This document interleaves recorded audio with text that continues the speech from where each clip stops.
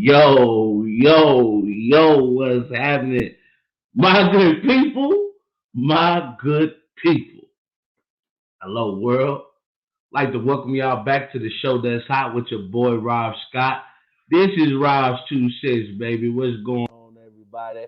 Hope everybody good. Hope everybody's great. Hope everybody has enjoyed their weekend, action-packed weekend in the realm of sports. Had the Super Bowl, the dance of all dances, and boy, what a game it was. But before I go any further, I know you guys see a familiar face. You gotta know this lovable guy right here. My boy, the host of Mike on the Mic and co-host of Welcome to Mars. My boy, Mike Hughes is in the building. What's going on, Mike Hughes? What's happening, baby? Rob, we're on the clock. We're on the clock. NFL season is over, but the Chicago Bears season has just begun. We Oh my there, God. baby. Content's going crazy. The It's, score is going crazy. Everything's popping off in Chicago right now. I tell you one thing, they better make their next move their best move, because I swear I'm like this close. I'm like Goop's den close of being done with the Bears, bro. Pause. I'm just Resume. he's a rhythm. But nah, man, we saw a great action packed weekend with the Super Bowl, man. As we know, Kansas City Chiefs going against the San Francisco 49ers, who was my choice. Yup. And unfortunately, in this case, now, it's not going to be many cases, but in this case, Rostradamus was wrong. Kansas City yet again proved that Patrick Mahomes, like Tom Brady in the past, is not the guy you want to bet against as the Kansas City Chiefs defeat the San Francisco 49ers 25 to 22. Mike, I'd like to pick your brain about this game. And first of all, did you enjoy the game? I didn't enjoy the game, but I'll tell you why is because I was a Travis Kelsey anytime touchdown away from $600. So Oh it was yeah, to the very end. I'm waiting for this touchdown, and yeah. it was just an unfortunate day. But based off of the game as a whole, taking my parlays and my evil mind out of it, it was a phenomenal game from a defensive perspective. I think we saw exactly what you and I talked about in our pregame show. Is we understood that respectfully, all to Brock Purdy, because I still think Brock has a hell of a career ahead of him. For sure. We understood that Snead and them boys in that secondary are legitimate, and they were going to be the best versions of themselves getting ready for this game. They just forced the 49ers to run the ball, and unfortunately, CMC can't always be the best player on the field. It just was one of those days where Christian McCaffrey was good, Yeah, Christian McCaffrey wasn't great. And yeah. that was the problem. I think they were really kind of just overlooked as it pertains to guys like Brandon Ayuk, guys like Jennings, who, by the way, I want to give a shout out to Rob because Rob's been talking about Jennings all About Jawan Jennings. my man almost won himself a Super Bowl MVP the way he was playing. He's the first players, the only player since Nick Foles to Yeah, catch a touchdown and throw a touchdown. yeah. So that was tough. That was tough. I have to give Rob his flowers because all year long, for whatever reason, my man been talking about Jennings, and here comes Jennings in the Super Bowl looking better than Justin Fields. I'm like, what are we doing, bro? Hey, I'm not gonna lie to you. The way that ball hung up in the air, I was scared because I'm like, oh my god, like that. That felt like eternity, and I can only imagine how C-Mac felt Oh man, on the field waiting on that pass. But we talk about Jawan Jennings and C-Mac. It seemed like they were the only guys that showed up with right. Purdy. Like all year I preached about San Francisco and their playmakers. And then we hear the Cam Newtons of the world, and I value Cam's opinion because Of course. Cam Newton was indeed a playmaker. He was a guy who got things done as he took a Carolina Panthers team to a Super Bowl, and he absolutely really didn't have a team at that time. Right. So I value what Cam says. And but I will push back with this. I think, he said he made a statement saying that he doesn't trust, or he never said he didn't trust Brock Purdy. He just said I trust the guys around him. Right. And unfortunately, the usual suspects didn't show up. Brandon Ayuk 49 yards. Debo Samuel, 33 yards.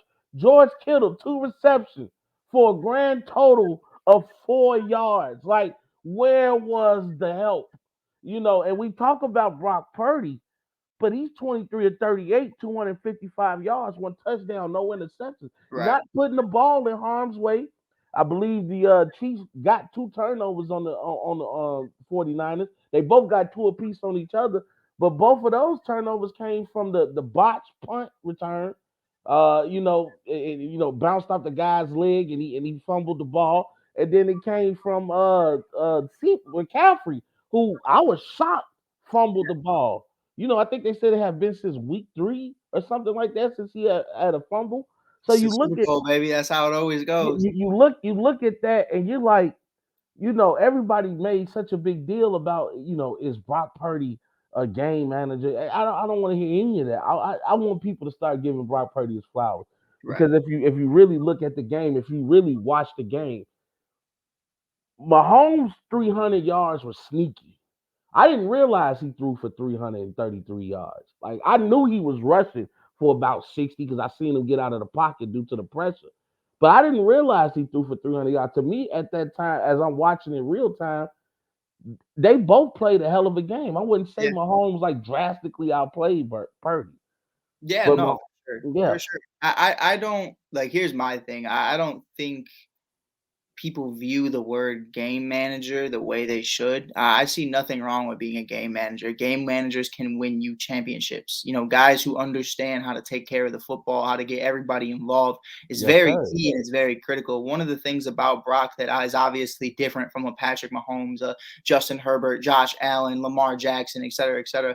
And no disrespect to Lamar. There was no reason I put him last right there. MV fucking P. Uh, MVP, shout out to him. two-time. But I think at the end of the day, you're gonna look at Brock and you're gonna say athletically, he's not as gifted and as elite as those guys, and that's a fair observation. He's not slinging the ball 70 plus yards. He's probably not even slinging the ball 50 plus yards. And that's understandable. He's not running a 4 flat, in a 440. So you understand that, but he's very good at what he does, and he's very elite at it. We got Yeah, a guy like Jimmy Garoppolo not too many years ago with the San Francisco 49ers in the same exact situation, in the same exact matchup in the Super Bowl back in Super Bowl 56, I believe it hmm was, if I'm not yeah, mistaken. because we were in 55, 58. Yeah, and that was what Jimmy Garoppolo was a game manager, but he was great at it. Maybe he's not going to be top 3 quarterback in the league, but there's nothing wrong with being a game manager. I'll tell you what, right now, if Justin Fields could somewhat be a game manager himself, I think he would be in a lot better situation. So, yeah, I think the word game manager is just disrespected in the way they use it. Sure, you're not an athletic freak, but I mean, he puts together wins, and that's what the quarterback's job is at the end of the day. To your point, I don't care if you throw over 300 yards. Patrick Mahomes could have threw 150, and if he won that Super Bowl, he's in the GOAT debate. That's yeah, just what it is. So at the end of the day, as a quarterback, your job is to score touchdowns and win football games. And Brock Purdy does that. Maybe he didn't win the big game, but from going from Iowa State, not even Iowa University, Iowa State, yeah, going to be Mr. Irrelevant, the last draft pick, to being a win away, maybe even just playing in that game to making the Super Bowl last year and making it this year. I'm seeing strides. I'm seeing success. I like what I saw from Brock. I'm not yeah, going to make excuses. He was not hitting Brandon Ayuk, and I don't know if you saw the cryptic messages his Brandon Ayuk's girlfriend and one of his best friends made. yeah. We ain't gonna stay here. Yeah, Who's family, we? family, family, and friends. And like they say, when somebody makes a statement, you automatically assume they just pillow talking. These are things he said behind closed doors, and people get mad. I Right. mean, we saw an incident. First of all, I got to give proper respect to the champions. I got to show that graphic. Shout out to my boy Greg and everybody over there at the Red Kingdom, man. You guys just find a way to win. Because I got to talk about a guy in particular, man. We talk about people getting frustrated and things like that. Let's check out this clip because we saw before they started cooking, there was frustration on the Chiefs side of the bench as well. Let's take a look. After the fumble, he comes over to Andy and goes, "Keep me in."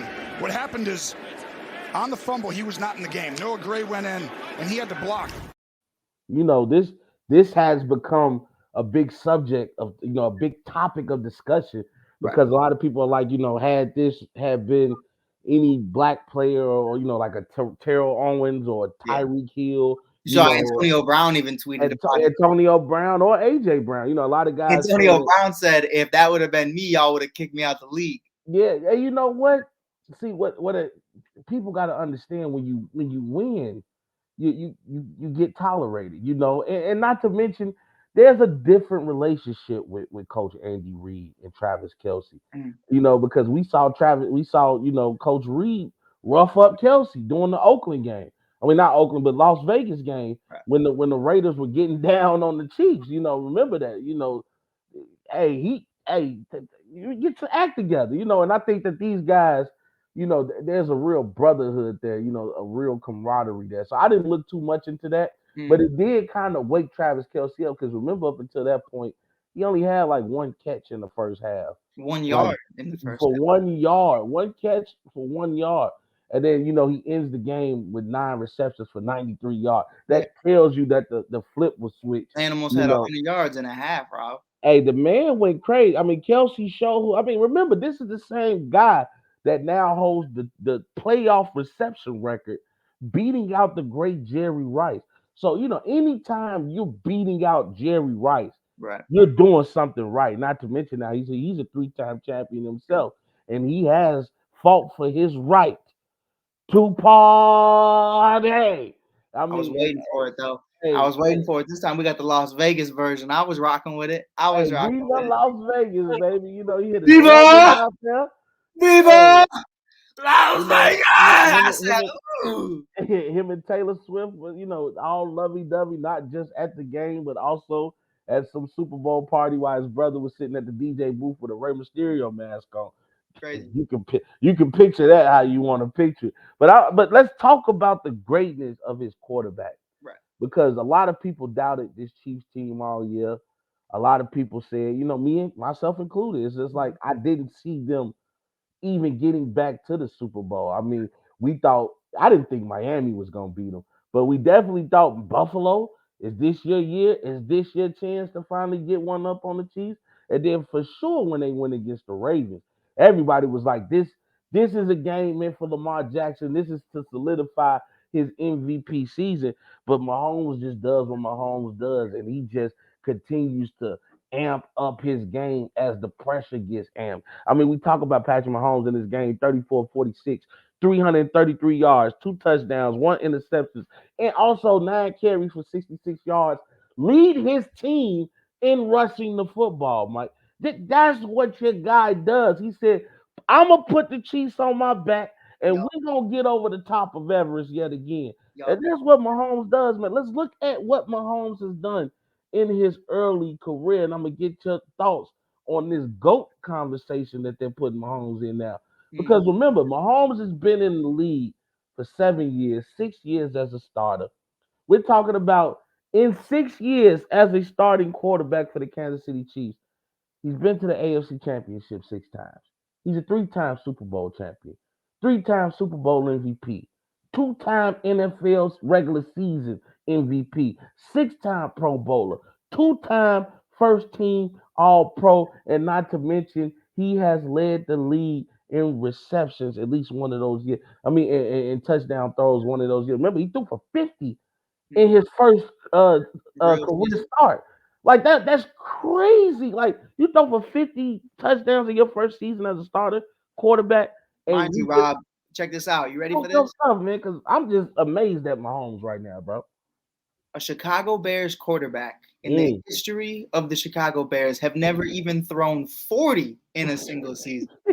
And we talking about this man in the real year one. The real year one. Threw 50 of them things. I mean, it was beautiful. It was beautiful. I mean, you can't say enough about it. I mean, people are, I'm not, you try not to live in the moment. Right. So I don't want to just say, hey, Patrick Mahomes is the GOAT now. Mm-hmm. I just can't say that yet because I saw what Tom Brady had to do in that. And everybody talk about, what Mahomes has done with less. Let's not forget, Tom Brady made household names out of Danny Amendola and Julian Edelman. Mm-hmm. That's not. He made a household name out of Scotty Miller. Okay, right. Let's remember who Tom Brady was and what he Hey, did. hey, Let's Rob, not get caught up in don't the just moment. forget. But don't forget. Yeah. What did he make out of Bill Belichick? Oh, he made Bill Belichick the go to coaches. Come on, like we ain't gonna let that one fly because Bill hasn't won anything since Tom left. Remember, Tom had his last hurrah with the Tampa Bay Buccaneers, in which he Conversation ran over. the gauntlet too. You know, I've been hearing a lot of conversation that this has been a real tough role for Mahomes. Let's not forget what Tom Brady did. Yep. Tom Brady beat a young Washington Commander football team with that stout defense led by Chase Young. Let's not forget that Tom Brady then went on to go against Aaron Rodgers and beat him in Green Bay. And then let's not forget that he had to go against Drew Brees, a guy who had his number all season. And he went through the New Orleans Saints, a person that they won a division because Tampa Bay was the wild card, I believe. Yep. So you think about he had to beat the division leader and in then the New Orleans Saints. The very end. And then he went to Baby Goat, Patrick Mahomes, and beat them in the Super Bowl game. Right. So let's not forget what my boy TB did. But I will say this, and this is a statement that I've stood on. If Patrick Mahomes retired today, he's a first ballot Hall of Famer. Of course. I would agree. I don't know how you couldn't. I mean, it's just, for me, and I saw this on First Take, and I liked the way they talked about it, but I felt like they went about it all wrong. They tried to make it a debate. They tried to make it, okay, who's closer, Mahomes to Brady or LeBron to Jordan? And where I thought they could have hit on that is exactly what they're talking about. What up, champ? Shout out to champ. I do think at the end of the day, the real conversation isn't about who's closer, Mahomes or LeBron. It's how similar the two are. You know, we look at what they're able to do in such a very early career. LeBron was bringing, respectfully, bums to the finals in the early careers with the Cleveland Cavaliers.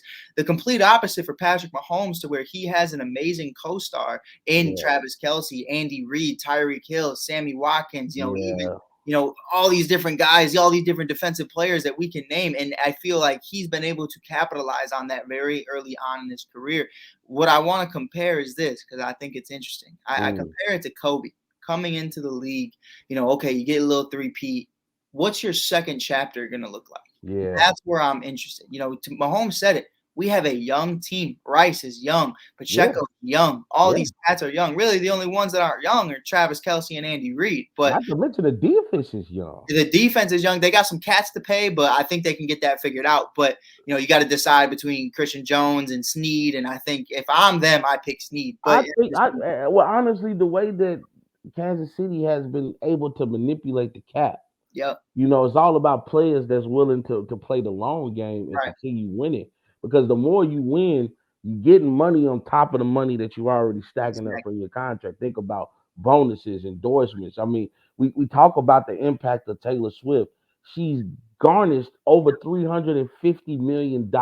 She did that. In brand endorsements for both the NFL and Kansas City. Right. So you have to think about the revenue that now the Chiefs are able to make. And if you're a player on that team, that also becomes a bargaining chip. Right. Is Taylor Swift showing up for the Las Vegas Raiders? Is Taylor Swift showing up for the Chicago Bears? Right. Is Taylor Swift for Kelce? Yep. You know what I'm saying? She showed up to watch the Bears get obliterated. But, man, I do agree with you, though, man. I think at the end of the day, we're gonna have to collab with Greg. No, most definitely. Because Greg get a great point right here. I was going to point out, he said our GM said that he wants both Snead and Jones on the Chiefs next year. And I fully, you can say that, but you need to make it happen. And their GM, to me, has shown me no reason to why he can't make that happen. He's done more with less. He was able to get Chris Jones to just, hey, chill out. Chris Jones was at a point where he was like, I don't even want to come back. And now I see him on the podium all happy, all smiles. He understands what his worth is to this organization, and I think they see it as well. But the main thing I want to leave you with is with this on the Mahomes debate. Yeah. I loved Kobe in the first half with Shaq. the three-peat was phenomenal. Obviously, I'm a young Mike Hughes, so maybe I didn't completely understand the game, but I appreciate it now looking at it. But who are you going to be in the second half of your career? Patrick Mahomes has set himself up to where the first half today, just like a young LeBron James, maybe people don't want to admit it yet because we're still in the moment, that he is catching ghosts. He's catching a Tom Brady the same way LeBron was catching Mike every day, closer and closer, get in there.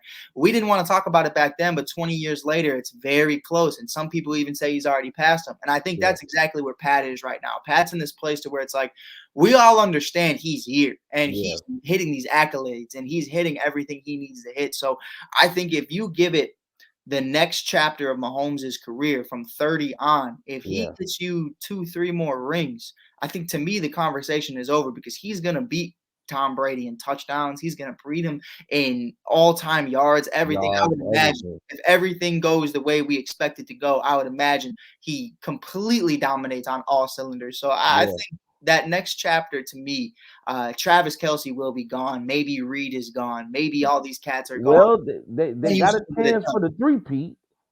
No, and I'm saying like down the line. Down the line, I get you. We're talking 34, 35 years old. Down the line, Travis Kelce's retired. He's Taylor Swift rode off into the sunsets with her friendship bracelets. Who are you going to be the best version of yourself with? Are you going to be able to emulate these guys? And I'm going to tell you, Rob, like, not to make this long and drawn out, but the way he made Rice into a phenom and an amazing wide receiver. Great. Is a solid tight end. Now he missed his block, but hey, whatever. You know what happens. But he's making guys a lot better than they are. And I wanna leave you with this. Patrick Mahomes is the reason Kadarius Toney has more Super Bowl championships than Aaron Rodgers. And that is what GOATs do, is they'll get anybody you want a champion. Hey, that's wide receiver 1, Juju Smith-Schuster, championship. Kadarius Toney, championship. Some guy named Rice, championship. Justin Ross, who didn't play a lick since Clemson, championship. I don't care. mean, look at it. Marquez Valdez-Scantling dropped the go-ahead touchdown against Philly. He could have ended that game. Hit him right in the hands. He drops it in the end zone. What does GOAT Mahomes do? He goes back to him in the Super Bowl. And I've told my boy on the ticket, I said, put MVS on your ticket. He said, what? I said, if you didn't pay attention to the last 2 playoff games, he caught the go-ahead touchdown. I mean, not touchdown, but the go-ahead pass that ended the game. In both games, he caught the pass where we were able to come out in victory formation. Now you look, I say that boy is going to go score. And then McCole Hardman, I mean, we hadn't heard that name all year. And he goes to him. You know what I'm saying? And that's what I'm saying. This is the greatness of Mahomes because he brings the best out. That's what you look for in a leader. Do you bring the best out of what we have here? He even brings the best out of Kelce. You can tell there is a level of accountability that Coach Andy Reid and Patrick Mahomes has for this team. And everybody follows suit. And I'm just, a lot of people, oh man, we tired of seeing the Kansas City Chiefs. Kind of the same way they were with the Los Angeles Lakers. With the Golden State Warriors. We're tired of seeing the Golden State Warriors. New England Patriots. They were with the New England Patriots. We're tired of seeing the Patriots. My message to you is beat them. Beat them. If you don't want to see them anymore, beat them. Because it's looking very doable that this team goes in 3-peats next year. And I'm telling you now, he 3-peats. Mahomes is the GOAT because nobody's ever done that. Nobody has never 3-peated in the NFL.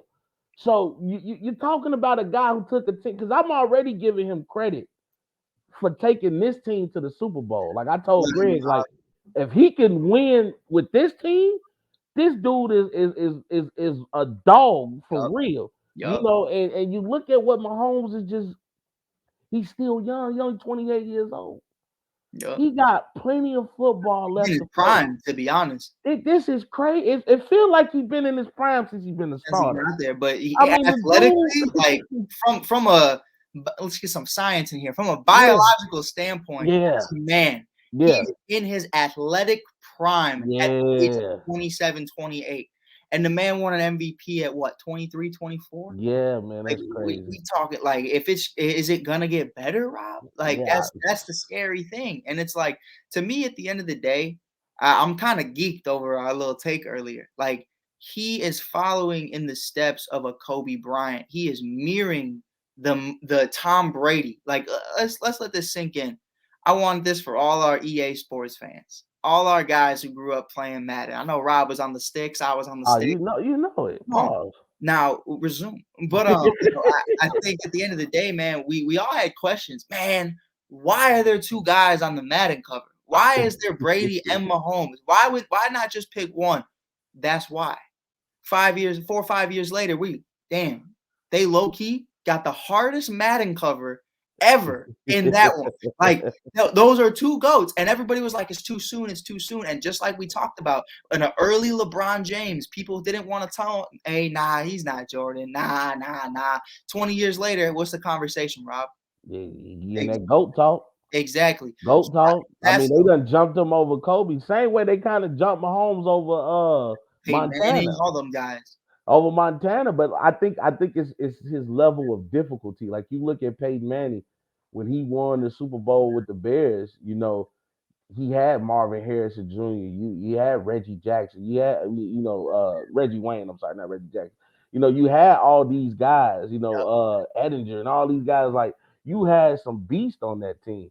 Then you look at him winning in Denver, and you like, okay, he was really just a game manager. They really won in Denver based on defense. Yep. Then you look at what Tom Brady has, and you like, okay, well, there's some level of difficulty there because the years he had Randy Moss, he didn't win. And I do want to say really quick for my guy Sneaks and everybody watching this on TikTok, my guy Sneaks would love Robs2Cents if you aren't following him yet already. Sneak said conversation is MJ at 1. He's the GOAT, then Kobe, then LeBron. I think you would love Rob Scott's takes. I appreciate you because you know your stuff, sir. You know your stuff, sir. Tell him I agree with him because that's how I have it. But you look at Montana, you know, I think Mahomes has been getting the love over Montana due to the fact Montana had Jerry Rice. Exactly. You had arguably the greatest wide receiver ever to throw the ball to. You know, you look at what Mahomes had after Tyreek Hill. Is nothing even comparable to a Jerry Rice or even a Tyreek Hill. I mean, it was just him and Kelsey. So, you know, you just got to give credit where credit is due. Also, before I forget it, we go on to the next topic. Shout out to that defense as well. Chris Jones, Snead. I mean, these guys made play after play after play, even though they only got to Purdy one time. Purdy he always had somebody in his face. You know, that was the reason for a lot of those missed passes. I mean, there was one pass in particular I remember.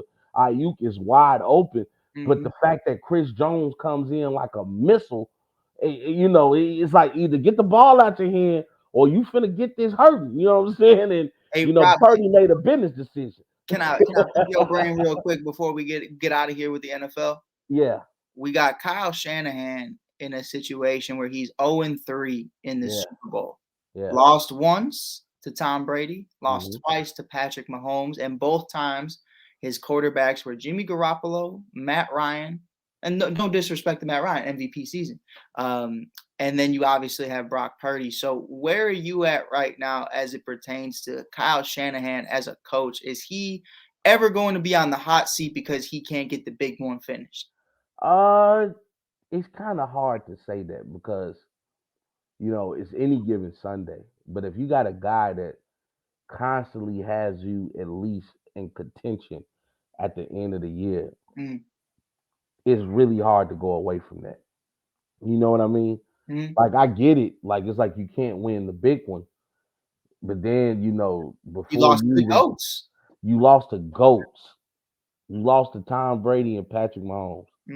There's nothing wrong with that. And you had Garoppolo. Not to mention, you had Garoppolo that beat Aaron Rodgers. Yep. He cried to have home field advantage, and he lost 13-10 to Jimmy G. I remember that game as if it was yesterday. Oh man, it's Christmas for Bears fans everywhere. You know, anytime the Packers lose, it's a beautiful day. Yeah, every day. You know, so you know, shout out to. But speaking of Bears, first, you know, shout out to Kansas City on winning the Super Bowl. Yes, sir. Definitely excited. It's almost like a a laugh now, cry later type of ordeal because Yep.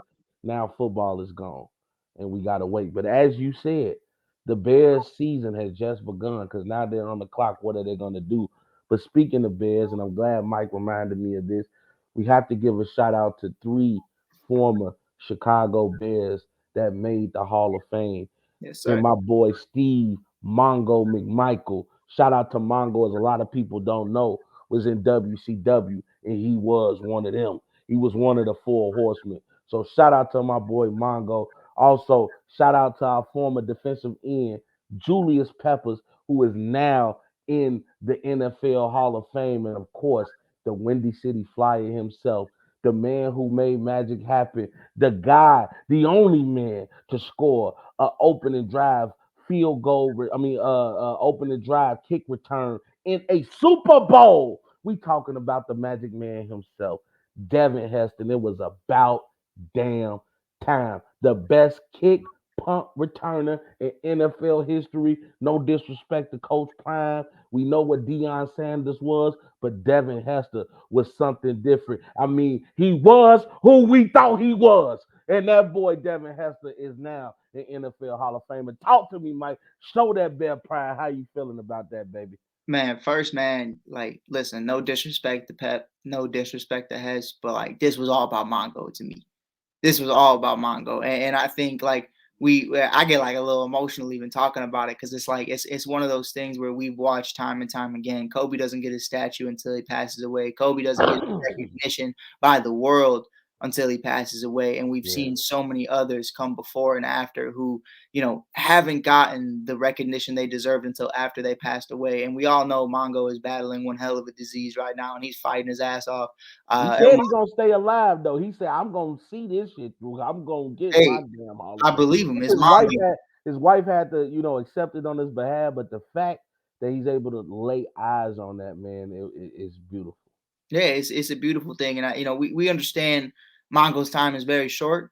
He's doing very bad right now. Yeah. So it's great to know that he knows at the end of the day that he is an NFL Hall of Famer. We always talk about, oh well, they're up there, they know. Like, nah, bro. Like, it doesn't mean the same as it does to when that man breathing on this earth understands that he got his flowers for all the hard work he put on. 85 Bear legend, one of the big ones. People don't talk about it. Obviously, we know Dent, we know Otis, we know them boys go crazy. Mike Singletary, the Fridge, we know them guys get down, but Mongo was an absolute beast. On top of that, he held his own, and not only did he hold his own, that man was putting up numbers if you really look at it. I mean, that man's in there with the all-time sacks list. But with that being said, born in 2000, you know me, D. Hess. You went to school every day talking about two things. You go on a playground. Hey, man, you watched that game last night. You saw Derrick Rose posted that, man. Grogic. Hey, man, you saw Devin Hester kick that back. Every single day we were talking about Peanut Tillman, Devin Hester, Derrick Rose, a couple other cats here and there, from the Cubs and Sox, but nothing too crazy until around. But, man, we always had love for D. Hess and D. Rose in Chicago. Devin Hester was Chicago Bears football, one of the most humble guys, one of the greatest individuals, and the greatest to ever do it. So I love Devin. Devin Hester was like, bro, I me and my boys, I got my boy John over here right now. We used to watch so many Bulls games, so many Bears games. Like, we remember watching that Bears game go against the Cardinals. It looked like it was over. The defense, at that time, our defense was the king of the turnovers. Like, we were stripping the ball from people, we were getting interceptions, we was doing everything, but we also had a magic man on special teams because our offense just completely sucked. We did not score points with our offense. We scored with defense and Devin Hester. And I remember Devin Hester just taking the heart away from the Cardinals. I remember Devin Hester in the fake field goal return. They kicked the missed field goal. He walks off like the play is over with, and then he takes off and does the bowling in the end zone against the Giants. Like, I remember watching these games like vividly, and especially the Super Bowl. He gave so many people in Chicago hope before Peyton Manning took it away. Yeah. But to see what Devin Hester was, and he wasn't just a kick return. Remember, He tried his hand as a cornerback, and he Rob, tried his hand Rob. he tried his He hand was as a a great wide kick receiver. returner, is But what he we're was. gonna say. We know he's in the. That man was not a good wide receiver. He was a horrible corner, but that man could kick the fuck. That man could run like a motherfucker, though. I'll tell you that. That man was a horrible wide receiver, bro. I cannot sit up here and let you lie like that. You know that's not true. You know that's not true. Man, I would rather throw to Johnny Knox today than Devin Hester Johnny Knox. anytime. There's a name we ain't heard in a minute, man. But then also too, man, shout out to Julius Peppers. We know he wasn't with the Bears for long, but Julius Peppers definitely came in, was a huge attribute to what we wanted to do on defense. Yep. One of the most feared defensive lines. Man, I mean, him, defensive Briggs, ends Pep. and oh my God. In NFL history, I mean, not just with us. Remember what he used to do with Carolina. I used to hate playing the Panthers because I knew that defense was gonna be gruesome, and Julius Peppers definitely deserved it. Did you get a chance to see the list for 2025? They got Luke Kuechly on there for the Panthers. I didn't see that as of yet. I think that's very interesting. If Luke Kuechly is a Hall of Famer, I'm gonna have to check that out. We're gonna get into all that, man. We'll talk about it. We'll talk. Football is over, but as you guys know, looking at my calendar, when football is over with, that means basketball is about to get hot and heavy. And we gotta talk about the NBA right now because on the cusp of the NBA AllStar Weekend, boy, oh boy, did we see the next big star come out and have a party. Victor Wembanyama. Oh my God, the man almost had a quadruple double. Crazy. Had 27 points, 14 rebounds, 5 assists, and yes, ladies and gentlemen, 10 blocks. Slender man definitely showed up and showed out. And Victor's been having a hell of a rookie campaign season. I know the Spurs ain't shit, but let's talk about what Wemby has been doing. Right. I mean, right now, if you look at what Wemby's been doing, my man's is averaging 20.4 points, 10 rebounds, 3.2 assists, and he leads the league in blocks, averaging 3.2 blocks a game. Wemby is playing out of his mind. And if you really pay attention to him, you try not to look at guys too hard, but if you look at him, it looks like the NBA trainers are starting to bulk him up a little bit. Yeah. He's starting to play down there in the paint, and you can't just push Wemby around like that no more. Mike, did you see Wemby projection going in the way that it's going so quickly? I did. I felt like it was going to go that way from the jump. But I won't sit here and lie and act like I'm a wizard and I knew everything was going to go down. I didn't expect him to play the amount of games that he's played so far. I thought they would slowly ease him in.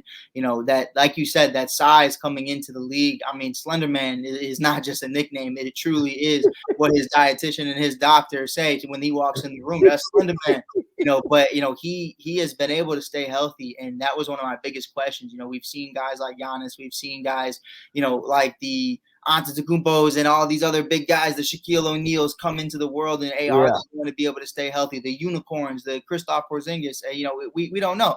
Are they going to be able to stay healthy? And he's been able to do that. We even saw Chet miss his rookie year, his true rookie year, because of the same thing.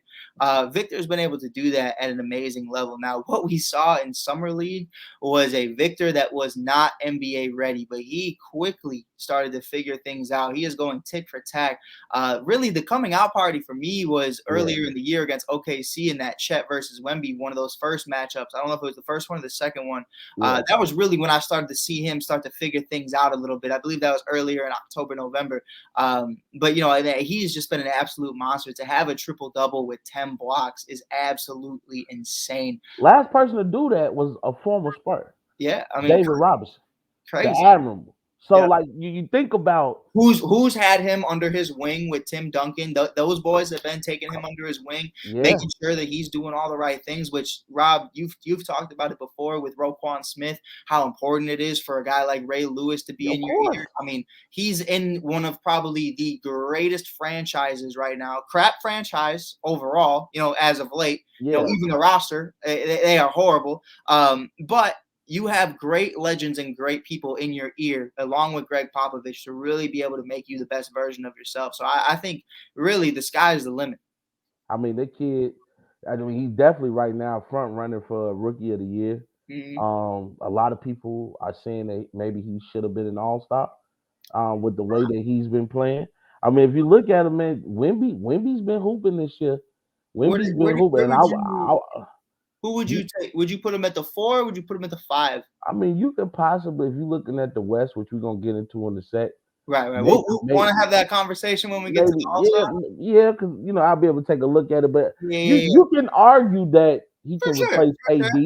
You can argue that he can replace. Hey, Kobe made it, and he was only averaging like 17 points when he was a young bull. So I mean, maybe. Yeah, they knew Kobe was different at that time. So was Wemby. Also, speaking of guys having amazing games, let's talk about the Curry flurries, because Steph Curry has been on the roll as of late. Remember, he scored 60 against the Atlanta Hawks. Now, I get it, he lost. But that just shows you how much baggage this dude is carrying trying to board the plane, because he's trying to make sure he get everybody to get on the flight with him. I don't know what's going on with the Warriors, but his play has now kind of turned the Warriors season around, as they won 7 out of their last 10 games, only losing 3. And right now on a 5-game winning streak, this dude been on the roll, scored 40 against Indiana, had 25 last night against Utah, and we know what he did the other night against Phoenix. Took their heart away. I mean, not only does he go out there and he get 30 against Phoenix, he hits the game-winning 3-point shot. I mean, no time left. There's 1 second on the clock. I mean, the guy gets the ball. I don't even think he had time to look at the rim.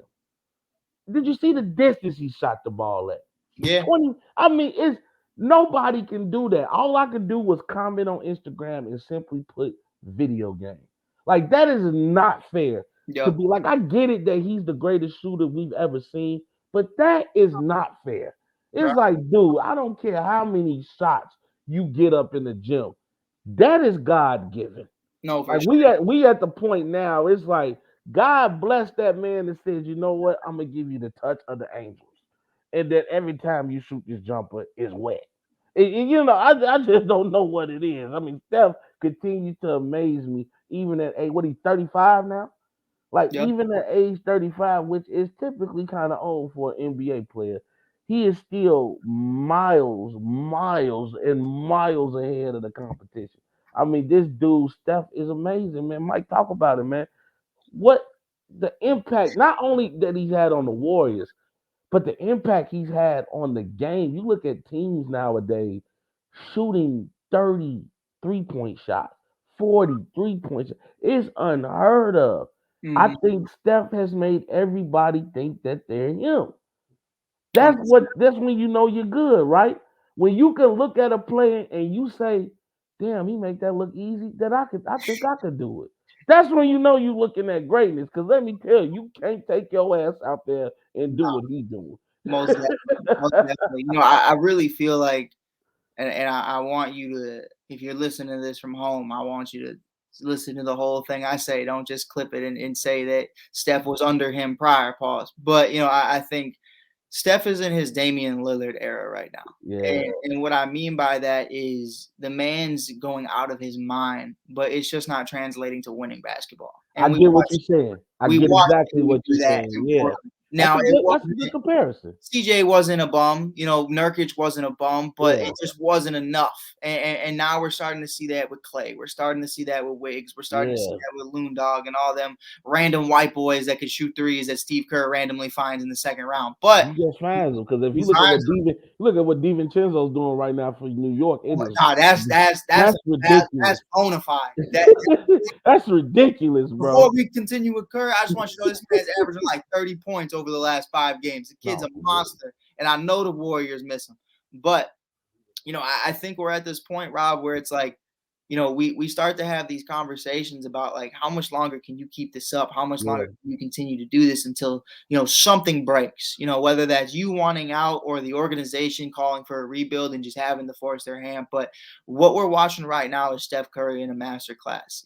Kevin Durant can't do anything but smile. He's just watching. And to your point, I mean, the man is Irish Spring green in 2K all day. I mean, he's just He's doing it, bro. I mean, it's almost a certified bucket the second. I mean, he made Kevin Durant go on a post-game interview and say that he is top 5 all time. I think he is. I don't think Steph Curry's top 5 all time. I have him 5. Who did you take off? I'm so sorry to tell you this, but I have him at 5. When it's all said and done, name your top 5 right now. Man, we going in order. I'm not talking about when it's all said and done. I'm talking about today. We only live in today.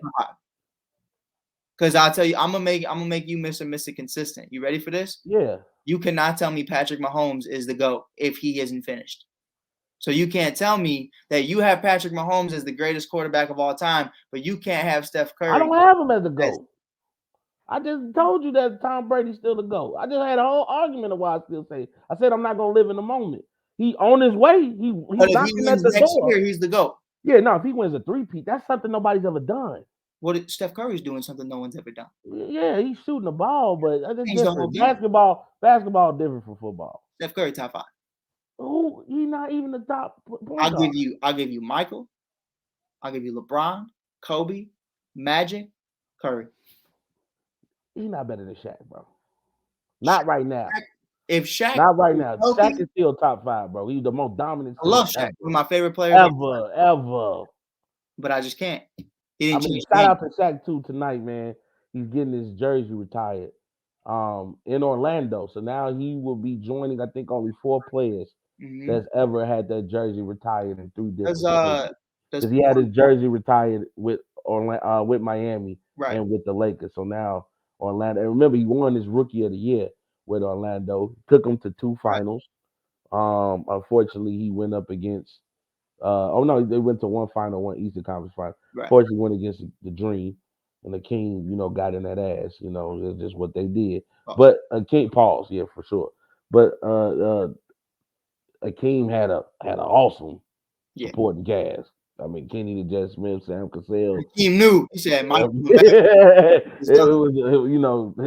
was a lot going on over there in Houston, though. Do they, Rob? But shout out to Shaq, you the king of basketball, Rob. You the king of basketball. You got to refresh my memory. Is Penny's jersey retired in Orlando too? No, Shaq is the only. He's about to be the first, and right now the only person to have their jersey retired in Orlando.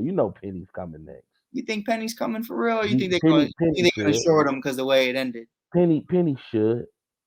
Penny gave him like what 8, 9 good years. Mm-hmm. Yeah, a couple bad ones. Yeah, I mean Penny and Shaq was a show. Right. That was a show to see. Penny and Shaq. You don't remember Lil Penny? The commercial they came out with when they had Lil Penny? Yeah, I know you're a youngin'. I'm just watching. Man, they had Lil Penny though, boy. Lil Penny was a dog. The little puppet. That's where they got them Kobe and LeBron puppet ideas from. Watching stuff like Grandmama and Lil Penny. Oh, come on, Mike. I'm showing my age now. You got me showing my age now. Hey, but no, I mean, I think Penny deserves it. Penny deserves it. I mean, but I don't. Also, I want to keep retiring jerseys sacred. Right. Like, we can't just be retiring everybody's jersey. Shaq deserves that though. And I'm sorry, Steph got to pass Magic to get top 5. You can't not be the best. Only person that gets away with not being the best in their position is Kobe. Here's he shares the same position with Michael Jordan and knows nobody better than Michael Jordan. But that's my problem with it, man. It's like we're picking and choosing when it's okay and when it's not okay. Like I just don't have well, he gotta win. See, with Shaq won. Shaq never won on his own though. But neither did Curry. Curry had Clay, Curry had Draymond. But they weren't Curry. No, of course not. You feel me? No, it wasn't like Shaq and Kobe. It wasn't the equivalent of a Kobe or a D Wade. Exactly. It wasn't an equivalent. But no, I mean, KD, even though KD came to the Warriors still went to go get him. Of course. Which means that they had to have a conversation with Steph, and Steph had to be like, I'm okay with that. Right. But who is still the number 1? Oh, I got Steph better than KD any day of the week. You know how earlier I'm about to make everything full circle. You ready for this? Yeah. We talked about earlier how Patrick Mahomes got Kadarius Toney 2 championships. Patrick Mahomes is so similar to a guy like Steph Curry, who got Kevin Durant 2 Finals MVPs and 2 championships. Like Curry's out here handing out chips if you join him. Jordan Poole's a fucking champion because he's a champion because of that boy Stafford. Wardell. Wardell. But I mean that when I look at greatest players of all time, that's the top 5. Like when I look at. You are one of the greatest. And Shaq is one of the greatest, undoubtedly. But when you tell me this all the time. Yeah. When you put dogs in a room, one of them comes out leading the pack. Yeah. And Curry's one of them who's going to say, hey, I'm going to take everybody in this mug and we're going to win a championship. With Shaq, I saw it. With Penny, it didn't work. I saw it until it went with Kobe. There you go. Okay, you get D-Wade, but everywhere else other than that, shit did not go. Yeah. You know what I mean? We're talking about Boston. We're talking about Cleveland. We're talking about Phoenix. We're talking about all the other teams. But even if you take Shaq off, then I can go down the line. Then I can go to say Tim Duncan. Then I can go say, like, I got some guys I can say. You got Tim better than Curry? I got Curry right now. It's like number 9. When I see you, we going to fight. Number 9. And that's my favorite player. You do not have the man who wears jorts in 2024 better than like I said, Tim Duncan was the greatest power forward ever. Better than Curry? Right now. What I got to do? What does Curry got to do? Curry got to win one more. Oh, man. Why? He got to win one more. And he got to get Finals MVP. He has a Finals MVP. He got one. So? He got to win another one. Why?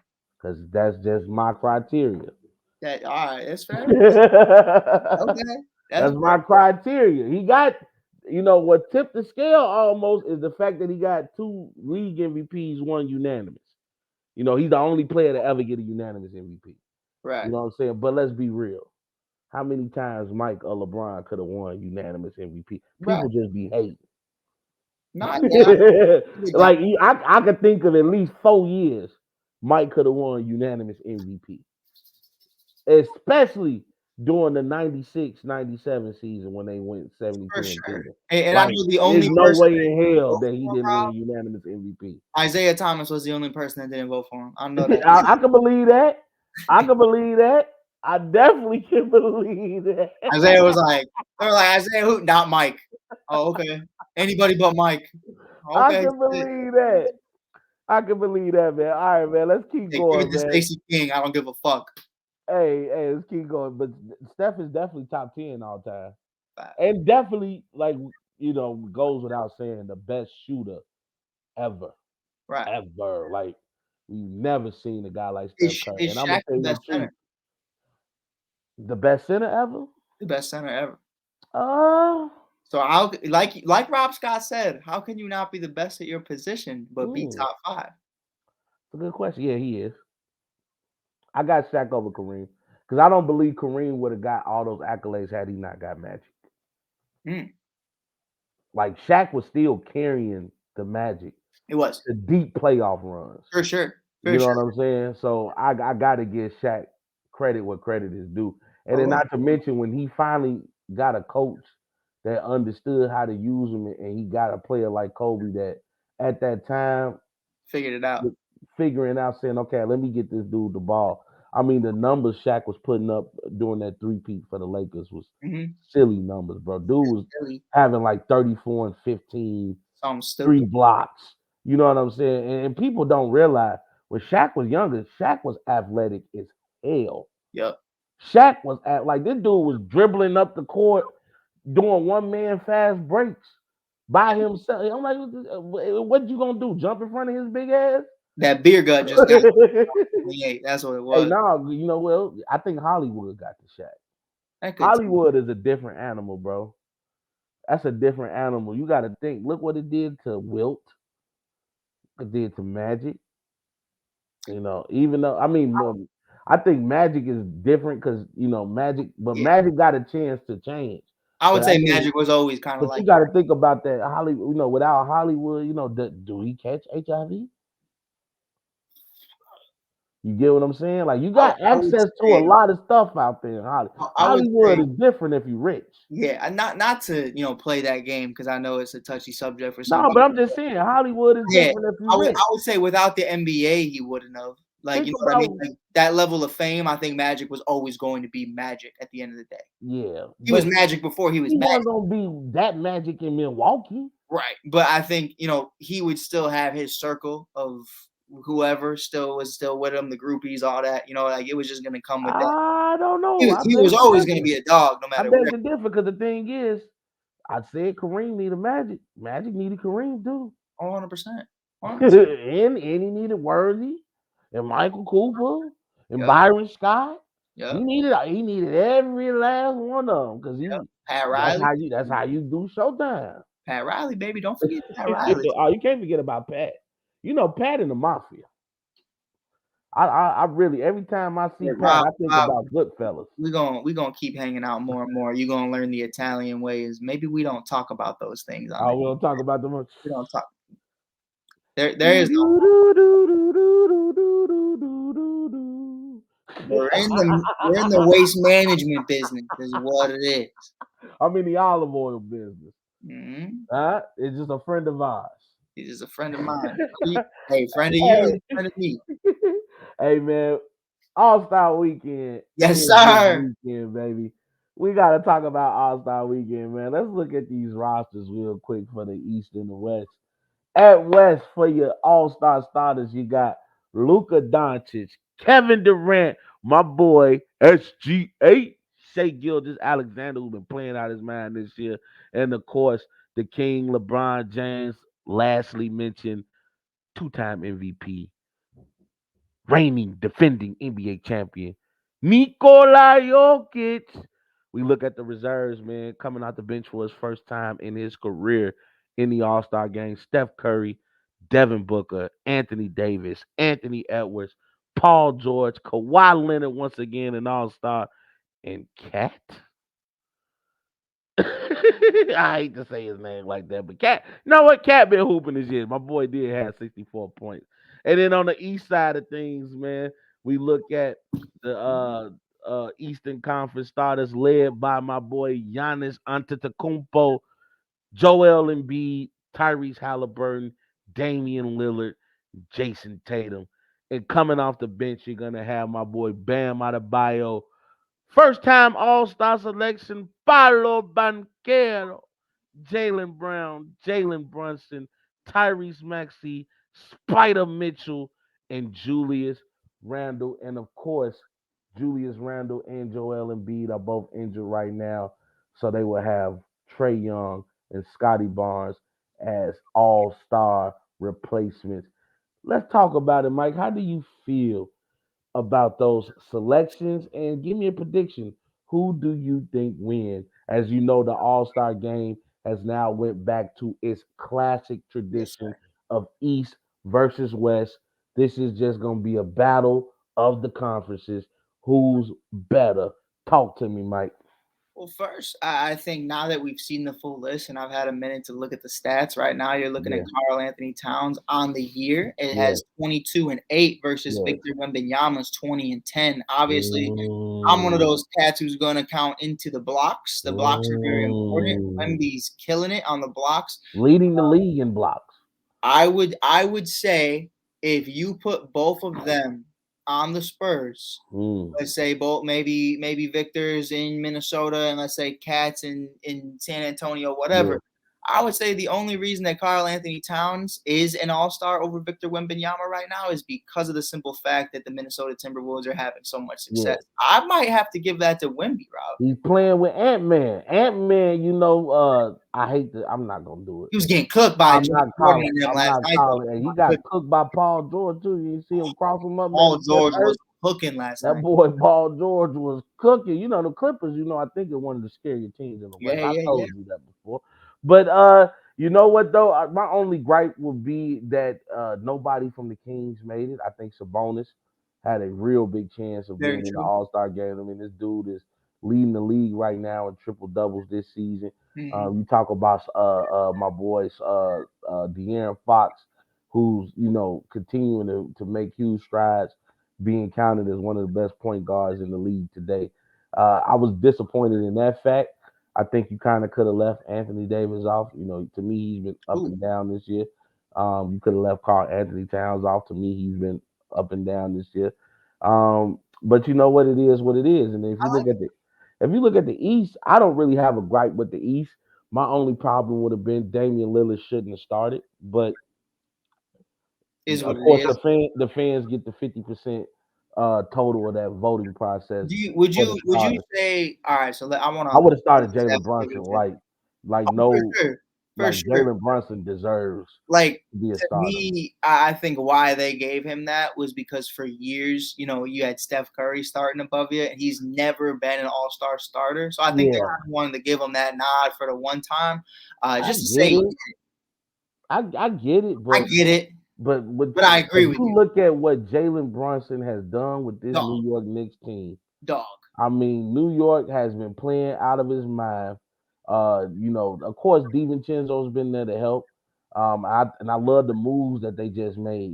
Bringing in Bojan and OG and yeah, all of them. bringing Bojan, bringing Ananobi. Like you bought some dogs in, and I think New York is gonna be a little scary in the playoffs. I I mean, think it's so. about to be a party in the Garden, I'm and gonna we be know real how with they you, get in Rob. New Ready York. for this? You want to clip it? What's that? I think they can come out of the East. I think it's up. I think the East is up in the air. Like I don't get me wrong.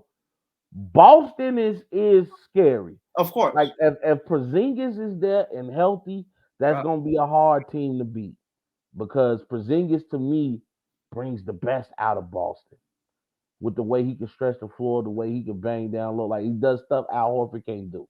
Yeah. You know what I mean? And that's why to me Boston's been looking different. Of course, bringing in Drew Holiday as well. Let's not forget they do have Drew.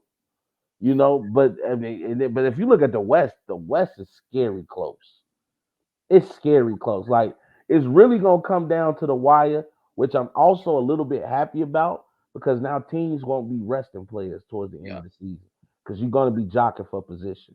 Like you look at Minnesota, you look at OKC. Every other day they flip flopping position on 1 and 2. Now the Clippers is up there, and then you still can't forget about Denver, even though to me Denver hasn't been they I haven't looked at Denver this year and say that's a team that scares me. Right.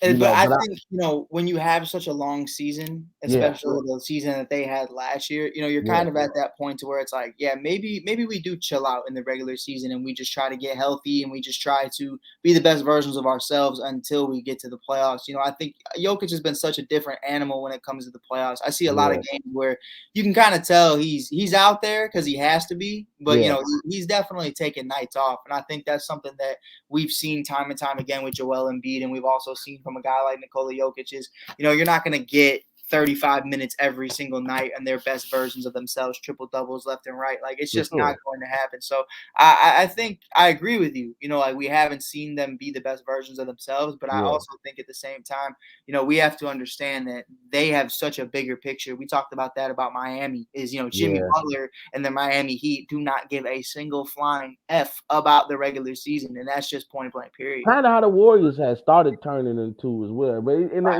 it almost gets to the point where, once you kind of solidify yourself as a perennial playoff contender, you kind of really don't care until the playoffs because Right. 82 games is a long season. But I'm gonna tell you the team that scares me a lot, Which and one? that's Dallas. Yep. Like to me, Dallas is like a huge like wild card out Yeah. of the batch. Like especially now you bring in a Daniel Gafford, who I think can just be great for this team, especially considering the fact that they got that kid Lively over there, Derek Lively. You still got Powell. So now you have a great mix of big men over there. And then you bring in a PJ Washington. To me, of course, he's better than Grant Williams to me. Yes. And you talking about a guy who can go get his own shot as well and can, I'm not saying he's a shooter, but he can knock down shots. Right. So, and Kyrie is just, Kyrie is at such a peace with itself. Like, I know we call Phil Jackson the Zen master. Can we call Kyrie the Zen protege? Of course. Like, I just feel like Kyrie is at peace with everything. I mean, I saw a clip of him the other day He's with his kids, and there's other kids there. Like, can you sign my stuff? He's like, oh, I'm with my family, and he looks at his daughter, and she was so sweet. She said, "Go ahead, Daddy. You can sign it for the kids." And he goes over there and he signs it, and he waves, and they like, "Bye, Kyrie." You can tell it just made that, "Bye, Kyrie." And he's like, "All right, y'all." And I just looked at Kyrie like, man, I'm gonna feel bad. I Did gave you him. see? Did you see his wife? Did you see Kyrie's wife? Man, she got the shield on her. Man, she got the Oh Captain yeah, America shield. We had Kyrie's wife and his daughter were yeah, courtside, and I forget what player it was. They were going for a ball going out of bounds. Almost lands on Kyrie's daughter. yeah, Immediately got that mama bear instinct. Just yeah, hovers the baby, and I mean, yeah, and Kyrie, Luca both dapped her up after and made yeah. sure she was okay. I thought that was really dope. You know what? I just think like Kyrie is getting all of the good karma back. Like, I still stand on business. Yeah, I stand on what I said. Now I'm not judging him for not taking the vaccine. It's just at that time he was being a distraction when he had continuously been a distraction that whole time. I mean, the dude is not showing up to work. Then he's popping up on Zoom calls and court meetings and block parties. You know what I'm saying? And just all that stuff. He coming through the stadium with the jujus and all that stuff, and burning sage and all this stuff. Like, dude, you was an unnecessary yeah. distraction. So now that You he's also kind of saw, my bad. yeah, no, go Did ahead, you see that Kyle Kuzma was almost a Dallas Maverick, but he said no. man. 'Cause Kyle Kuzma's a bum. You He know why? said, You know why I "No, call him a I want to bum? build something in Washington." I Is said, is not is my problem with Kyle Kuzma is not his skill. I think he has skill.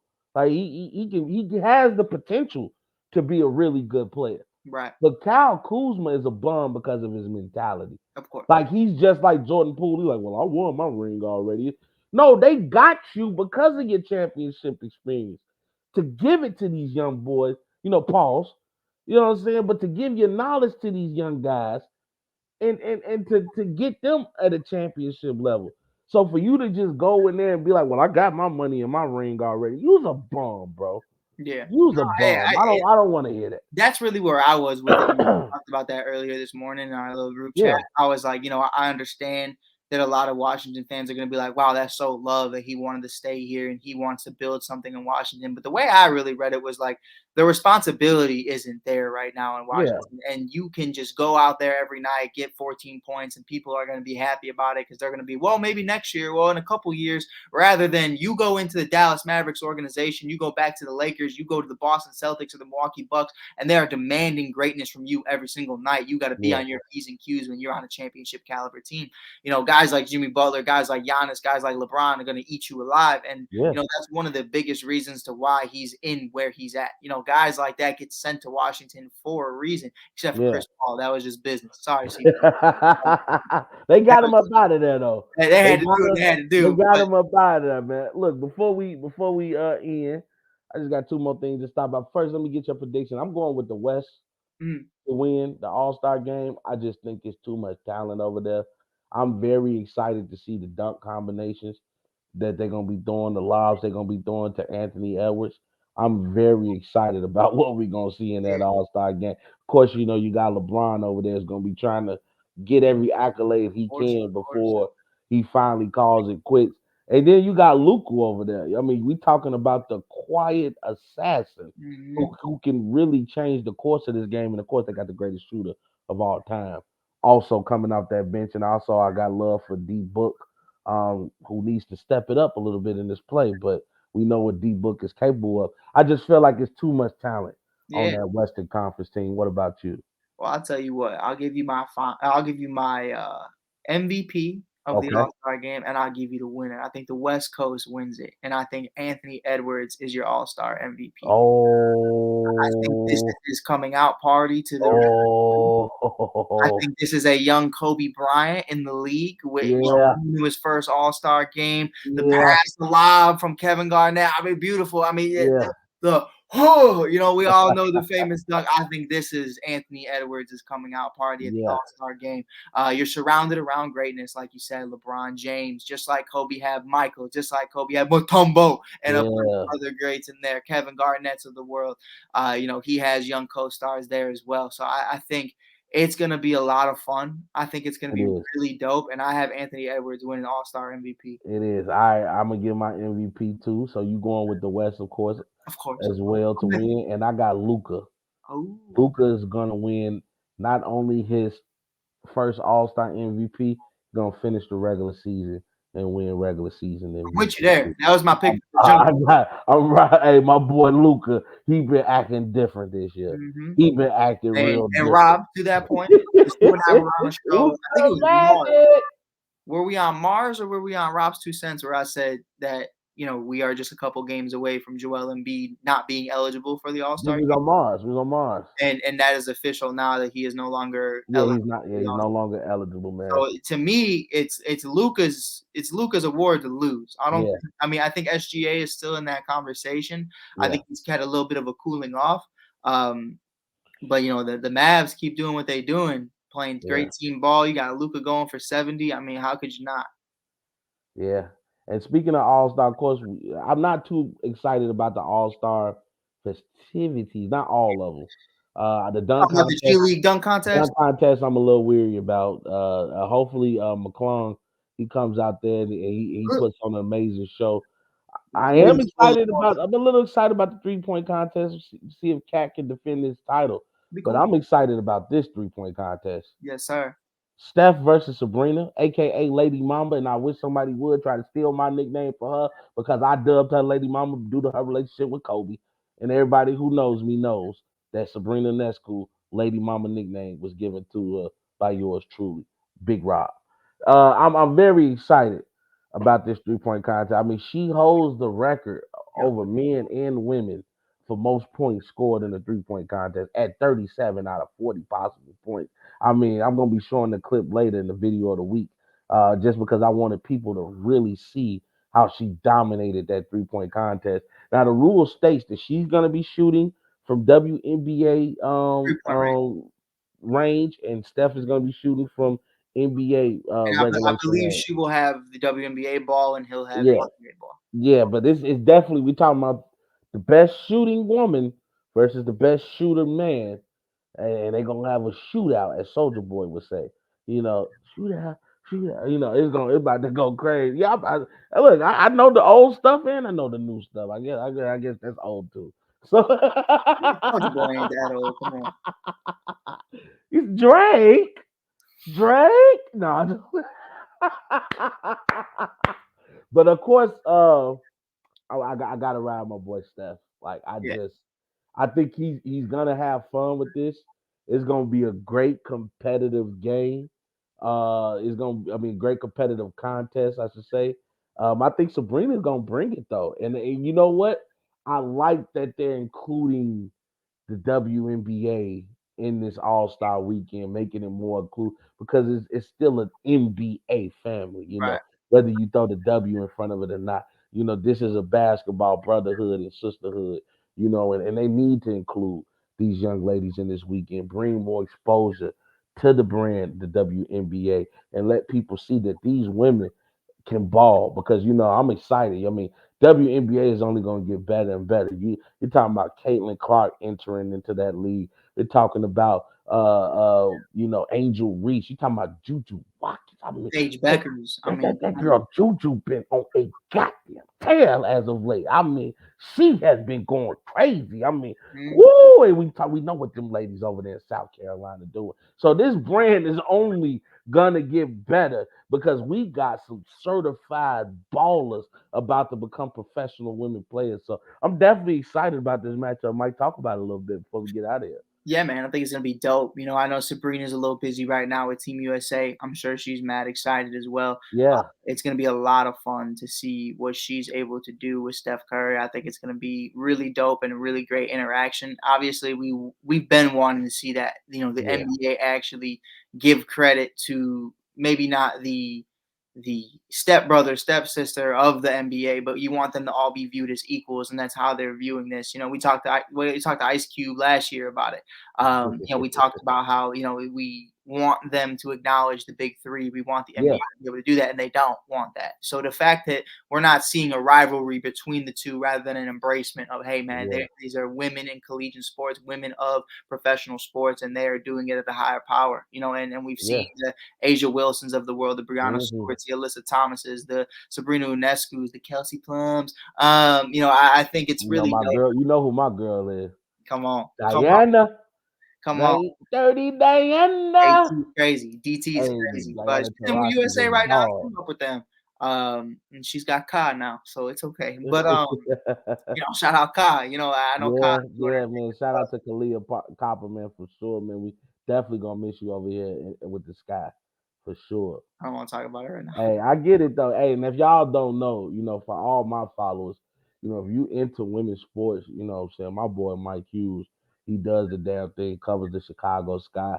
He's had interviews with the Kalia Coppers of the world, the Sabrina Nescu's, the Brianna Stewarts, with the USA women's national team. Like my guy brings the heat. So Dude, you guys definitely make sure y'all follow him, stay on top of these women athletics because these girls are up next, man, and I'm so proud. You know what I'm saying, that we are living in an era where we giving these young women their credit and their just due because it's definitely deserved, and they put on a damn good show and a damn good brand of basketball. I'll tell you what though, like before we finish our last topic, man, I've and this is no disrespect. DT, I love you. Sabrina, I love you. Candace, Kai, I love you. I never got geeked the way I got geeked the other week. I was doing Team USA covering it, and I got to talk to Asia for the first time. Yeah, And I was geeked to pick her brain, bro. And she gave me these answers that, like, I was talking to her about Stewie versus AT and the yeah, MVP race. And, like, man, like it was like I've never been like starstruck. yeah, Seeing her play in person and just watching her dominate, I'm geeked over her, bro. Like she's yeah. Ace is a dog, the man. craziest cat I've ever seen. Like we talked about it earlier. Is Patrick Mahomes chasing Tom Brady? Is a guy like, let's say, LeBron James chasing Yeah, after Michael Jordan? I think Asia Wilson's chasing that GOAT debate. Whoever you want to put, DT, yeah. you If you want can, to put, he take Sue Bird, he whoever. takes Lisa Leslie, Lisa Leslie. I think Asia the Wilson Tamika is Catches of the entering that GOAT world, debate. the Cheryl Charles, you know what I'm saying? Like, don't have me stop bringing out the names now. Maya Yeah, Moore. Tina Come on, Charles. stop. I'm sorry, I don't mean to say Cheryl Charles. Tina Charles. You know what I'm saying? Like, hey, I'm telling y'all, boy, the WNBA be cracking. Like I said, Minnesota Lynx at one point in time used to be my favorite team. I was watching them when they had Simone Augustus, when they had my girl Maya Moore. They had Maya Moore, man. what was her name? The point guard. I can't think of her name right now. When oh Lord Jesus. It's before my time, Rob. I don't know. Yeah, it's been a minute though. She was a dog though, boy. She was a dog.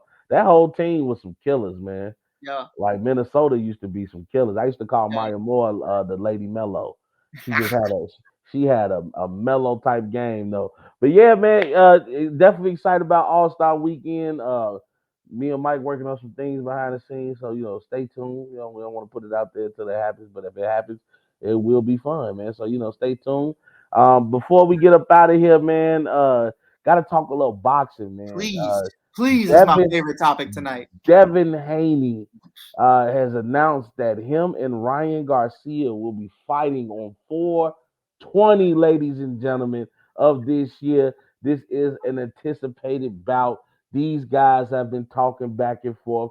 There's been a lot of chirping. As you guys know, Devin Haney right now has an undefeated record of 31-0, 15 knockouts, and is currently the WBC super lightweight champion. Remember, he was the undisputed lightweight champion, meaning he held all four titles in the four-title era, Yeah, and he gave up the undisputed championship to move up in weight, in which he fought Regis Prograis, and it was an absolute ass whooping, knocking him down in the third round. I mean, just spanked that man all damn night. It looked like a professional going against a novice. And then you have Ryan Garcia, who made his name off the one punch challenge. I mean, I just got to tell the truth how I see it. I mean, this dude was going around punching people in the gut, on TikTok, on Instagram, made his name. The kid can fight. I mean, he 24-1, 20 knockouts. That lets you know something. And of course, his only loss coming against Tank Davis. And that we was knew a little liver shot. It was. Hey, that was a body shot. That was the body shot challenge. Tough. He failed against Tank. I couldn't even be mad at him about that. Hey, bro, if he would have hit me there, Rob, I promise you I'd still be on that floor. Hey, people that don't understand boxing, they say always rigged or whatnot. Trust me, bro. If you deliver a proper body shot, you can put the biggest person down. Yeah. You can put them down for the count. People underestimate the power of a body shot. So I'm definitely interested to see Devin Haney versus Ryan Garcia, especially after we saw this little dispute happen this weekend. I'm gonna beat you. I'm reading everything. You suck. I already know you whack now. Your dad can't talk for you. Your dad can't save you. Everybody know you really whack. Come up with something better, bro. No, you're whack. Me, bro. That was whack. Okay. That was whack. You soft, bro. You soft. I've never been soft. Soft. I've never been soft. We seen that video when Tank beat your. Okay. Floyd showed me. He had. I beat the Oh, I seen the video. Remember? I seen the video. You ain't gonna do shit. You ain't gonna do shit. Okay. You look like a ghost right now, bro. Ghost, you getting hell for real, bro. You getting hell for real. Are you crazy? Soft, bro. Are you crazy? You are so soft. I can see it. Your breath is just. I can hear you. You're not like that, bro. You're not like that. You're not like that. The fear is getting to you. The fear is getting to you. The fear is getting to you. The fear is getting to you. The fear is getting to you. I told you you're gonna feel some fear, right? Didn't I tell you that? Didn't I tell you you're gonna feel some fear you ain't felt? No. Hey, I will tell you, I don't know if anybody's seen the full clip, but Ryan Garcia was wild as hell. The man ran, like he ran a little bit, and then he turned around and started talking again. And they mentioned that, like, bro, you sure got the hell out of Dodge first, which it's the old cliche, it's either fight or flight, and in that case, that boy fled. He was like trying to get the hell up out of here. You remember back in the day, Rob, especially in Chicago, you got two cats that trying to go, and neither of them ever gone before. Yeah. Like, we in 6th grade, man. You got guys forgetting their lines, guys forgetting their comeback. Like, I was listening to that, bro. I was like, man, bro, this just takes me back to middle school, back in the yard, in someone's backyard with the gloves on. Like, that was ugly to you can always tell who was gonna fight and who wasn't. Right. And to me, both of them looked like they just wanted no business in it. Like, they were just talking. Like, I will say this. The funniest part to me is that Ryan mentioned Tank. And I was like, I don't know why. You mentioned Tank, right? Wasn't you the one that took a knee, bro? Like, right. Come on, bro. And he's talking about, for our people that don't watch boxing, he's talking about there's supposed to be footage of Tank sparring against Devin Haney in Mayweather's gym, and supposedly Tank got down on Haney. So I haven't seen this footage. I'm gonna look for it. But that's the situation. But that's why I wanted to tell Ryan, like, you do realize, even if he lost to Tank in a unofficial sparring match. Right. You lost to Tank. It's like in a real legit boxing match in front of millions of people, and you got knocked out in the 7th round by getting hit in your solar plex. The one at Floyd's place was like, remember when we talked about Rocky and Apollo, who won the 3rd fight? Like, it's not documented. We don't know. So it's like, it is what it is. But at the end of the day, for Ryan to say that, I was just like, bro. He out of pocket. Yeah, like, what do we do? And then the run. Like, I know that wasn't in the clip, but if y'all haven't checked that out, go check that out right away. The man ran because his dad said something too. He's like, I'm not gonna hit you. You know what I'm saying? We know Devin Haney, his dad is really the mouthpiece, and he does all the talking for Haney and takes care of his affairs. But this time Haney looked like he's excited. I think Haney has a lot to prove because everybody's been saying he's been ducking and dodging the big fights. For sure. Didn't want to fight Shakur, doesn't want to fight Tank. Is always something coming up. You know what I'm saying? And credit to Ryan Garcia, he lost to Tank, but he got in the ring with Tank. He gave the people what they wanted to see, and I'm pretty sure that they made so much money that night. Bringing the big time fights. I mean, they really kicked it off. Right. Once we seen Tank and Ryan, then we start seeing all these fights that we want to see. We saw the Errol Spences versus the Bud Crawfords, and we saw what Canelo can do against Charlo, and they kind of opened the door for these big time fights. So credit to Garcia for getting in the ring with Hank and with Tank, and also wanted to get in the ring with Haney. But I just don't think it's gonna end too good, man. Hey, David, man, I appreciate you. Say you watching from Cedar Hill, Texas, man. That's love, brother, man. I appreciate that. Appreciate that. We appreciate that, man. Up here with my boy Mike Hughes, man, on Robs2Cents. Also catch us on Welcome to Mars as well, man. When we take y'all out of this world talking sports. But you know what I'm saying? Before we get out of here, man, I just think I don't think Ryan wants those problems with Haney. After what I saw Haney do against Prograis, and that master class that he put on in the ring, I just don't know. Now I know Garcia won his last match, but Garcia unfortunately has been victim of fighting nobodies. That was my big thing. I think at the end of the excuse me. When he fought Tank initially, I felt like it was 2 years too late. I felt like when he really hit his prime was that 2018, 2019 year. Yeah. And he took some time to kind of just do his own thing that, I know, not to speak on, not the drama side of it or, the reality show kind of side of the boxing world. But I know he had problems with his baby mama. He had problems with the custody of his children and stuff like that. In real world, for real men problems, there's things that come up. So I understand that. But unfortunately, from what I've seen from Ryan over the last few years, man, I mean, just like when he came up, it was all social media. It was the pretty boy with the tattoos and the quick punch and the 1-2 combo. I mean, I literally saw him on the. You ever seen Bobby, the podcast, the little white girl that interviewed? Oh yeah. The one who interviewed Offset and all them. She's funny. She was interviewing. She just had Suki on there. Oh my God, that was hilarious. He just did Ryan Garcia's interview. Yeah. And, Ryan's giggling, running around with her, running around the room, and I'm just like, you one of them? Like I don't see Ryan almost reminds me of Oscar De La Hoya without the fight. Because Oscar De La Hoya was what you would call a pretty boy. You know what I'm saying? Pretty boy. That's why they call him Golden Boy. You know what I'm saying? He got Golden Boy promotions. He was supposed to be the golden child. Right. But Oscar De La Hoya, when he got in that ring, that pretty shit was out the window. Oh, 100%. Oh, he tapped back into the Mexican side. And he wasn't afraid to throw them hands. Everybody know Mexican fighters throw those hands.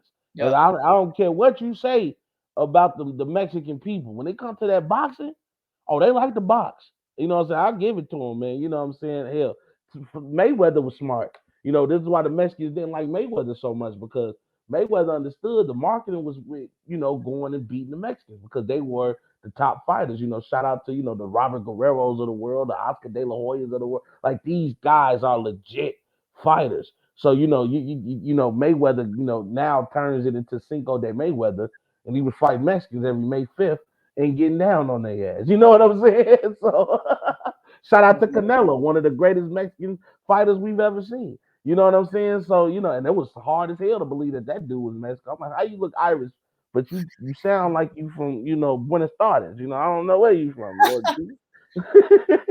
But yeah.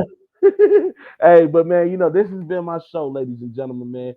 I want to thank Mike Hughes for joining me.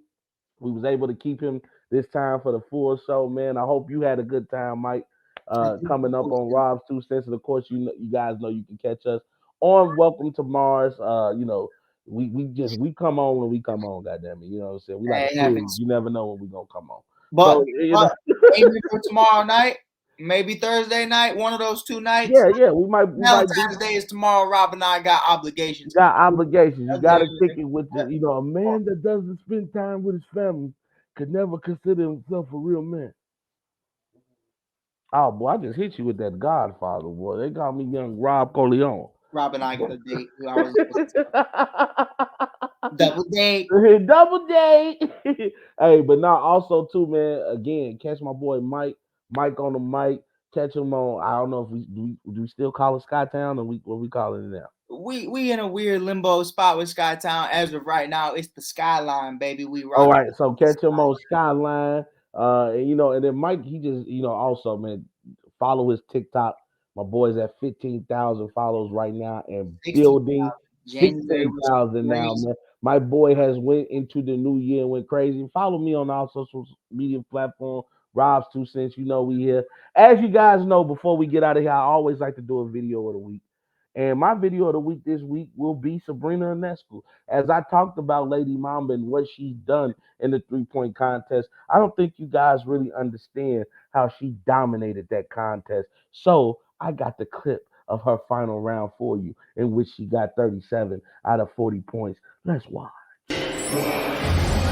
Ionescu had a big first round with 26. Wickham at 28.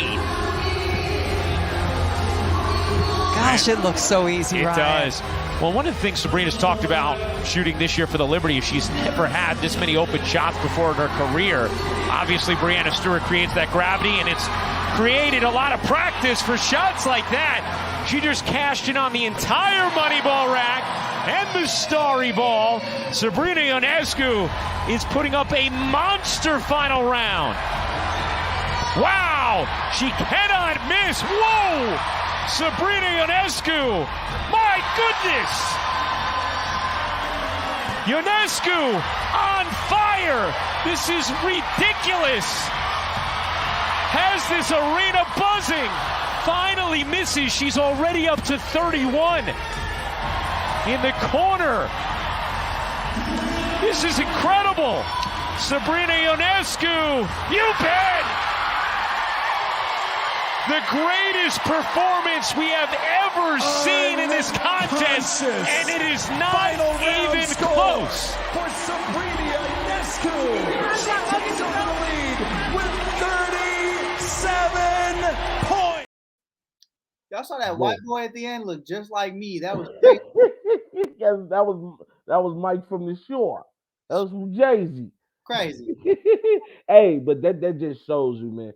That was I'm getting excited just watching that. Like, that woman got hot. I mean, she's a certified splasher. And I tell you what, you saw towards the end, I believe it was the second to last rack. The only reason she missed one is because she was laughing. She was like, God damn, I'm fired. Like, even she looked like, I'm hot right now, Lord Jesus. Give me the ball, Lord Jesus. Saw Courtney Vandersloot in the background. I damn near cried, Rob. I said, hey.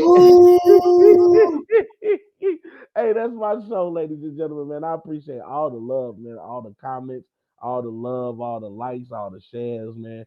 I ask that you continue to support us all, man. We just two guys out here following our dreams, talking sports. I'm not an expert. I'm just a fan that happen to know a lot of shit. Hey, make sure you tune in to Robs2Cents next week. Make sure you tune in to Robs2Cents every week. We have been back in a full force, and I ain't going nowhere yet. Mike, again, I thank you for joining the show, man. To all my people out there, you already know the message I keep telling you, man. Hey, keep on moving. Keep on keeping on, man. And always think about the goal. You got to set the goal, then you got to put the goal into action, then you got to execute. That's what we do. Got nothing but love for y'all, baby. Have a great night, and you already know the slogan, baby.